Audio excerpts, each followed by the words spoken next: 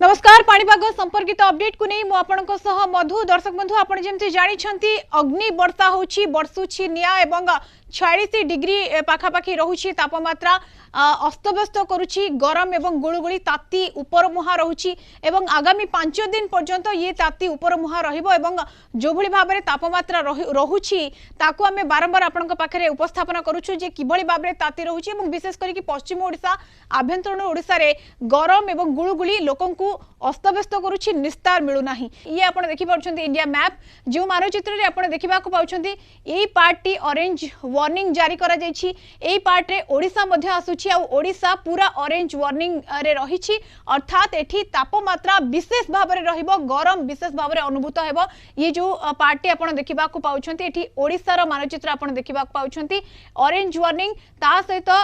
Heat wave रहिबो भेरी heavy heat wave रहिबो एवं ता सहित जो आर्द्रता मध्ये कुहा जाउछि से आर्द्रता ह्यूमिडिटी मध्ये रहिबो। तो ये होछि 21 तारिख रो मानचित्र जेउथरे आपण देखिबा को पाउछन्ती किभली भाबरे आकलन करा जायछि आज